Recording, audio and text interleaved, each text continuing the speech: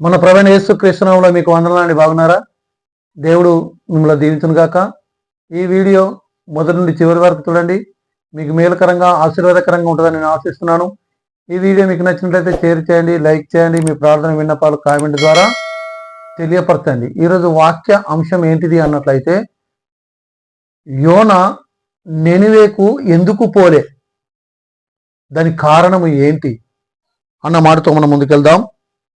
ఎందుకు నేను ఈ మాట చెప్తున్నానంటే, నినివే పట్టణం చాలా డేంజరస్లో ఉంది, ప్రమాదంలో ఉంది. నెనివేకు పోకుండా తార్సీసుకు ఎందుకు పోయాడు ఇతను? దానికి కారణం ఏంటిది? అతను ఏమనుకున్నాడు? ఆయన పోకుండా ఉండడానికి కారణం ఏంటిదో కొన్నిసార్లు మనం చూసినట్టయితే, మొదటిగా మనం ఇక్కడ చూద్దాం. దేవుడు ఈ మొదటి అధ్యాయం అనగా యోన మొదటి అధ్యాయంలో చూస్తే, యెహోవా వాక్కు అమిత్త కుమారుడైన యోనాకు ప్రత్యక్షమై ఈలాగు చెలవిచ్చెను. నెనివే పట్టణస్థుల దోషము నా దృష్టికి ఘోరమాయెను గనుక నీవు లేచి నెనివే మహాపట్టణమునకు పోయి దాని దుర్గతి కలుగునని ప్రకటింపుము. అయితే యెహోవా సన్నిధి నుండి తార్సీసు పట్టణమునకు పారిపోవరనని యోన ఒప్పేకుపోయి తార్సీసుకు పోవు ఒక ఓడను చూచి ప్రయాణమునకును కేవు ఇచ్చి యెహోవా సన్నిధిలో నిలవక ఓడవాడితో కూడా తార్సీసుకు పోవుటకు ఓడ ఎక్కెను అని చూస్తున్నాం. ఇక్కడ చూడండి, దేవుడు చెప్పింది ఏంటి? మరి వారి పట్టణం చాలా డేంజర్లో ఉంది, వారి పాపం ఎక్కువ ఉంది, వారి దగ్గరికి వెళ్ళి నువ్వు వాక్యాన్ని చెప్పు అంటే, ఈ యోన అక్కడికి వెళ్ళి వాక్యం చెప్పవలసిన ఈ యోన ఎందుకు తార్సీసుకు పారిపోతున్నాడు? దేవుని మాట వినకపోవడానికి కారణం ఏంటిది? ఏ కారణం లేకుండానే మరి యోన మరి పారిపోతున్నాడా? ప్రియమిత్రులారా, కాదండి. దాని వెనుక ఏదో ఒక పెద్ద కారణము ఉండి ఉంటుంది. ఆ కారణాన్ని బట్టి నినివే పట్టణస్థులు బాగుపడద్దు, ఏదో ఒక కారణం ఉంది. ఆ కారణాన్ని బట్టి నినివే పట్టణం పాడు కాని అని అనుకున్నాడు. కాబట్టి తాను తార్సీసుకు వెళ్ళిపోయాడు. తార్సీసు మంచి వారు ఉన్నారు అక్కడ, దేవునికి ఇష్టమైన వాళ్ళ, తనకి ఇష్టమైన వాళ్ళు ఉన్నారు. మరి ఇక్కడికి పారిపోవడానికి కారణం ఏంటిది? కొన్ని విషయాలు ఇక్కడ మనం చూసినట్లయితే, మొదటిగా నినివే పట్టణం గురించి మనము తెలుసుకుందాం. నహూము 1:11 చూసినట్లయితే, ఇక్కడ నహూము 1:11 ఏం కనబడుతుంది అంటే, నినివే యెహోవా మీద దురాలోచన చేసి వ్యర్థమైన వాటిని బోధించిన వాడొక్కడు నీలో నుండి బయలుదేరుతున్నాడు. యెహోవా చెలవిచ్చినది ఏమనగా, విస్తార జనమై పూర్ణ బలము కలిగి ఉన్నను కోత ఎందైనట్లు వారి కోయబడి నిర్మూలమగుదురు. నినివే గురించి చాలా విషయాలు ఇక్కడ మనకు కనబడుతుంది. నినివే పట్టణము దేవుడికి కోపం తెప్పించే పట్టణం. నినివే పట్టణం ప్రజలు చాలా చెడ్డవారు, క్రూరమైన వ్యక్తులుగా ఉన్నారు. ప్రియమిత్రులారా, ఈ భయంకరమైన పట్టణము, భయంకరమైన వ్యక్తులు ఈ పట్టణము అంత చెడ్డదిగా ఉన్నప్పుడు వీరు భయంకరంగా బలాత్కారం చేసే ఒక వ్యక్తులుగా ఉన్నారు. వీళ్ళు ఎవరిని బలాత్కరిస్తున్నారు? వీళ్ళు మంచి వ్యక్తులను, భక్తులను ఇబ్బంది పెడుతున్నారు, క్రైస్తవులను హింసిస్తుంటున్నారు, దేవుని బిడ్డలపైకి విరోధంగా లేస్తుంటున్నారు. అలాగనే వారు పిల్లలను, ఆడవాళ్ళను ఎత్తుకొని వెళ్ళేసి పాపం చేస్తుంటున్నారు, బలాత్కారం చేస్తుంటున్నారు. వీరుకునే వస్తువులేమి, ధనాన్నేమి, భూములనేమి లాగేసుకుంటున్నారు. వీరికున్న సమస్తాన్ని వాళ్ళు గుంజేసుకుంటున్నారు. మరి అలాంటి యొక్క చెడ్డ ప్రజల పట్ల మరి దేవుని యొక్క కనికరం కలిగింది. ప్రియ మిత్రులారా, ఒక విషయం గమనించండి, ఇప్పుడు కూడా అదే జరుగుతుంది. దేవుని యొక్క ప్రజలను, దేవుని బిడ్డను హింసిస్తున్న వ్యక్తులను దేవుడు వారిని రక్షించాలని కోరుకుంటున్నాడు. ఎందుకు? వారు మారుమనసు పొందుకుంటే వారు పతనం కావద్దు అని. ఇక్కడ ఈ యోన గారు తిరిగి అక్కడికి వెళ్ళమని అంటే ఎందుకు వెళ్ళలేదు అన్నట్లయితే, ఆ పట్టణస్థులు చాలా చెడ్డవారిగా కనబడుతుంటున్నారు. చెడ్డవారు వారు నాశనం కావాలి అన్నదే మరి యోన గారి ఆలోచన అండి. ఎందుకు ఈ భయంకరమైన వ్యక్తులు ఎట్లా చూస్తారు అని ఎదురు చూస్తున్నారు. ఈరోజు నువ్వు నేను కూడా మనం అందరం కూడా ఎట్లా చూస్తామంటే, మనకు నష్టం చేసే వాళ్ళను వాడు ఎప్పుడు పోతాడని చూస్తాం. మనల్ని ఇబ్బంది పెట్టేవాడు వాడు నాశనం కావాలని కోరుకుంటాం. మానవ బుద్ధి ఎలాంటిది అంటే, ఇదిగో నా చేతికి మట్టి అంటకుండా దేవుడు వాళ్ళని తీసేయాలి అని చెప్పి మనం కోరుకుంటాం. దేవుడు వారికి మరి విడుదల చేయాలని కోరుకున్నట్లయితే మంచిది అని. ఒకరోజు ఒక వ్యక్తి నాతో గొడవ పెట్టుకుంటున్నాడు. నాకు డబ్బులు ఇచ్చేది ఉండి ఏమో ఇవ్వన్నందుకు నాన్నే కొట్టడం మొదలుపెట్టాడు. కడెంలో బస్టాండ్ దగ్గర దొరకబట్టి నన్ను కొట్టడం మొదలుపెట్టాడు. కేవలం డబ్బు ఇవ్వన్నందుకే. తాను కొడుతుంటే నేను సైలెంట్ కూడిపోయినాక దేవుని యొక్క సేవకుని కదా. ఒక మాట అన్నాను, నేను కొడితే నువ్వు చచ్చిపోతావు, కానీ నేను కొట్టను. నేను ఒక సేవకుని. సేవకుడిగా ఉన్న నేను నిన్ను కొట్టను, కానీ నా దేవుడు గొప్పవాడు. నా దేవుడు నిన్ను నాశనం చేస్తాడు అని చెప్పాను. దేవుడే చూసుకుంటాడు అని అన్నాను. ప్రియాణ మిత్రులారా, ఏం జరిగిందో తెలుసండి, నన్ను కొడుతుంటుంటే పక్కకు చూస్తున్న వాళ్ళందరూ కూడా చూసి గింత ఓపిక ఉండగా కూడా గింత ఓపిక పడుతుంటే ఆయనను కొడుతున్నాడు కాబట్టి ఊకుండదని చెప్పేసి పక్కకున్న చూస్తున్న వాళ్ళంతా చేసి అతని మీద పడి ఒక 7-8 మంది అతన్ని పొరుచుకున్నది అనడం మొదలుపెట్టారు. వారికి నాకేం బంధుత్వం లేదు. ఎందుకు వాళ్ళను ఆ వ్యక్తినే వాళ్ళందరూ వచ్చి కొడుతున్నారు అంటే, నేను ఒక మాట అన్నా, దేవా నువ్వే చూసుకో అని. నేను కొట్టాలని నేను కొడతాను, కానీ నా దేవుడు నేను అప్పచెప్తున్నాను అన్నాను. వారు కొట్టడం మొదలుపెట్టారు. ప్రియాణ మిత్రులారా, దేవుడు నిన్ను నాశనం చేస్తాడు అని అన్నాను. చాలా బాధాకరమైన విషయం. ఎందుకంటే నన్ను కొడుతున్న యొక్క వ్యక్తిని నేను కోరుకుంటాను వాడు కావాలి అని. నన్ను తిడుతున్న యొక్క వ్యక్తిని కోరుకుంటాను వాడి నాశనం కావాలి అని. నన్ను ఇబ్బంది పెడుతున్న వాడిని పట్ల నేను కోరుకుంటాను వాడి పతనం కావాలి అని. ప్రియాణ మిత్రులారా, ఆ దేవుడు అలాంటి వాడు కాదండి. మానవ బుద్ధి దేవునికి లేదు అండి. ఇక్కడ యోన గారు కూడా గట్టిన అనుకున్నారు, వాడు పతనం వాడు నాశనం కావాలని. ఏం జరిగింది తెలుసానికి, అదే మాట ప్రకారం నేను దేవుడు చూసుకుంటాడు అన్నందుకు చుట్టూ వాళ్ళున్న అందరూ వచ్చేసి ఆయన కొట్టారు. సార్ స్టేషన్ కోదాం పాడి మేము మాట్లాడదామన్నారు. నేను అన్నాను దేవునికి విడిచిపెట్టిందని. తిరిగి ఇంటికి వెళ్ళొచ్చాను. కొన్ని రోజులలో ఆయన 2 కళ్ళు పోయినాయి. 2 కళ్ళు పోయిన తర్వాత భార్య ఇంట్లోకి వెళ్ళిపోయింది. భార్య లేకుండా పోయింది. రోగిగా మంచం పట్టాడు. రోగిగా మంచం పట్టినోడు కళ్ళు లేక మంచాల పడి తిరిగి తాను కూడా చనిపోయాడు. తర్వాత బాధ అనిపించింది. నిన్ను దేవుడు నాశనం చేస్తాడు అనకుండా దేవుడు నిన్ను రక్షిస్తాడు అంటే ఎంత బాగుండేదండి.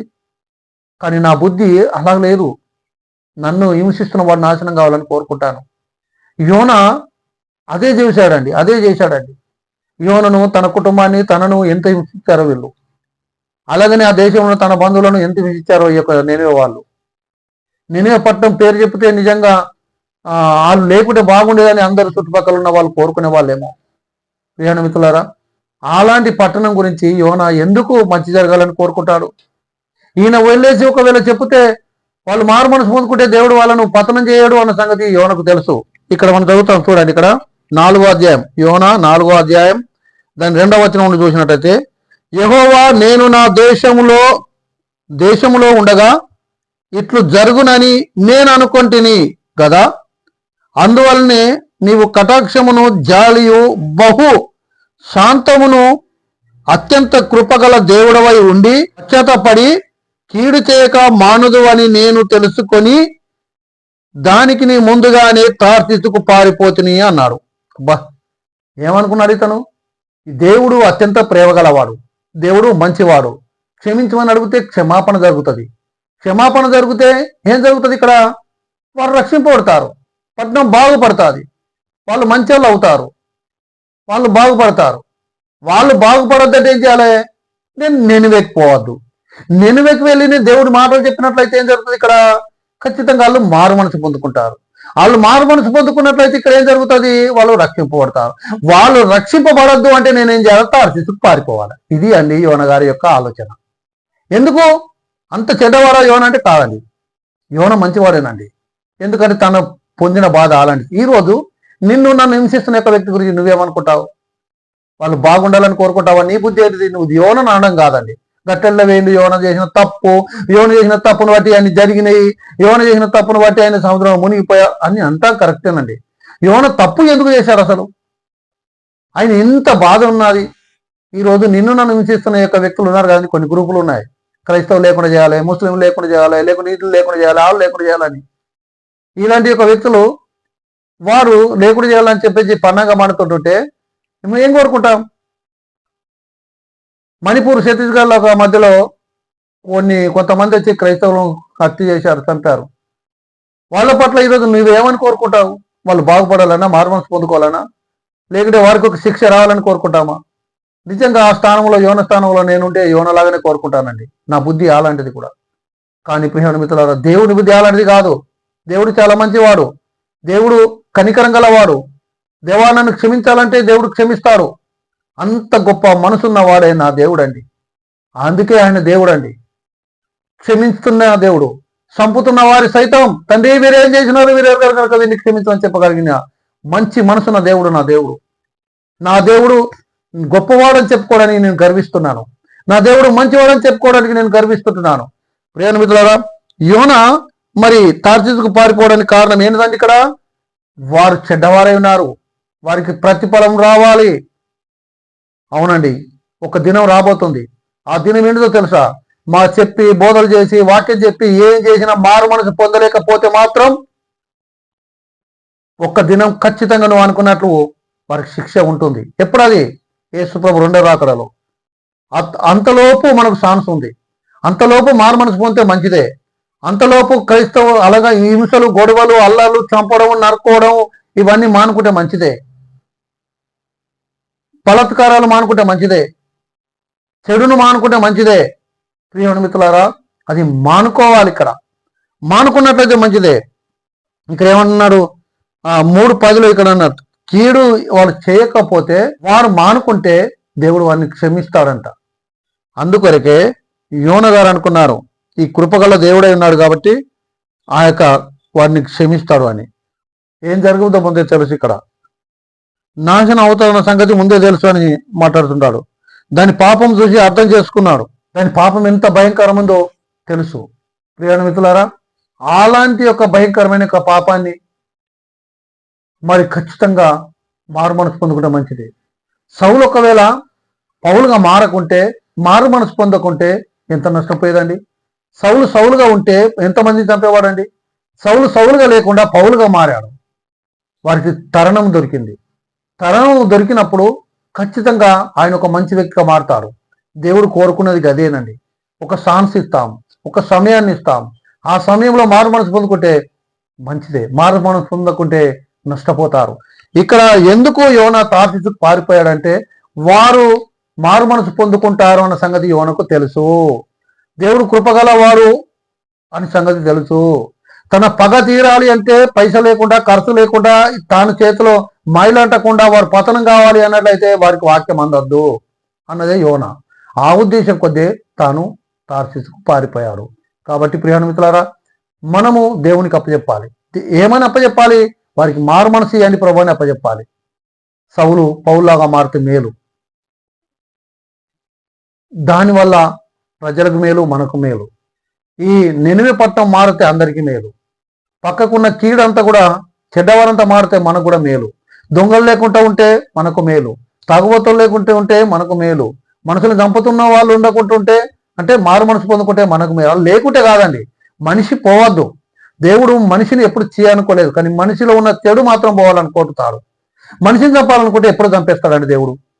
మనిషి చంపాలని దేవుడు అనుకోలేదు. ఎందుకంటే నోవాబు కాలంలోనే ఇక నేను మనుషులను చంపను అని అనుకున్నాడు. ఇక అలాగని సొదొమొర పట్టణం పాడు చేసినప్పుడు కూడా ఇక నేను నొచ్చుకొని బాధపడి ఇక మనుషులను చంపొద్దు అనుకున్నారు. మనుషులను చంపద్దు, కానీ మనిషిలోని చెడుని చంపాలి.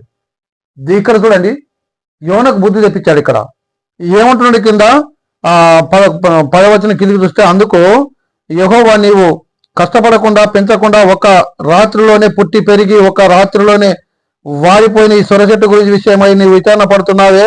అయితే 120,000 కంటే ఎక్కువగా కుడి ఎడమలు ఎరుగని జనము బహు పశువులను గల నినివే మహాపట్న విషయంలో నేను విచారణ పడవద్దా అని యోనతో చెలవిచ్చాను. చూశానండి, యోన గారు అనుకున్నారు ఈ పతనమైద్దా, బాగుపడతారా, చూద్దామని చెప్పేసి అక్కడ ఒక పందిరి వేసుకుని కూర్చున్నాడు. ఒక సొర చెట్టును అక్కడ పుట్టించాడు దేవుడు. చల్లగా మంచి వాతావరణం కలిగింది అక్కడ. వెంటనే పురుగు వచ్చేసి ఆ చెట్టును చంపిపించాడు. చెట్టు మాడిపోయింది, ఎండ కొడుతుంది. యోన అనుకున్నాడు, ఏంది మరణాపేక్ష గలవాడై నన్ను చంపు ప్రభు అంటున్నాడు. ఎందుకు చంపమంటున్నాడు? వాళ్ళు రావలేదు కాబట్టి నన్ను చంపు ప్రభు అంటున్నాడు. అంతే, ఈయన కోపం అనేది అంత ఎక్కువైంది. ఈయన మరణాపేక్ష గలవాడై ఎందుకున్నాడు అక్కడంటే వాళ్ళు రావలేదు కాబట్టి ఈయనకు ఇంకా బాధ కలుగుతుంది. అంటే ఎదుటి వ్యక్తి చావకుంటే ఈయనకు అంత బాధ కలగడం కరెక్ట్ అంటారా? ప్రియాణ మిత్రులారా, ఇక్కడ అలాంటి ఒక వ్యక్తికి దేవుడు ఒక బుద్ధి తెప్పించాడు. దేని ద్వారా అంటే సొర చెట్టు ద్వారా.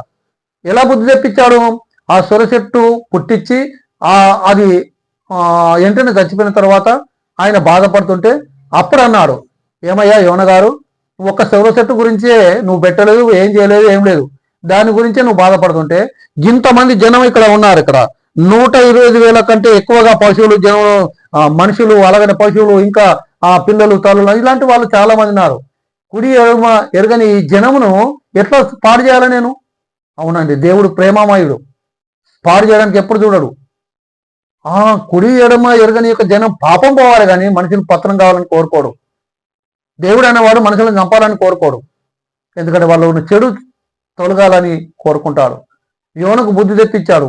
అవును ప్రభువా, నిజమే, ఈ యొక్క సొర చెట్టు గురించి నేను ఇంత బాధపడుతున్నాను కదా, నువ్వు ఇంతమందిని పుట్టించి జనాన్ని ఎదిగించి వారికి అన్ని చూసుకొని ఈరోజు వాళ్ళని చంపమని నేను కోరుకోవడం తప్పే. దేవుని యొక్క ప్రేమ వేరు. ప్రేమ మిత్రులారా, దేవునికి మనము వదిలిపెడదాం. ఈ లోకం అంతా మారాలి, మనుషులంతా మారాలి, తాగుబోతులు మారాలి, చంపుతున్న వాళ్ళు మారాలని కోరుకుందాం. ఇట్టి మాటలు దేవుడు దీవించుగాక. ఆమేన్.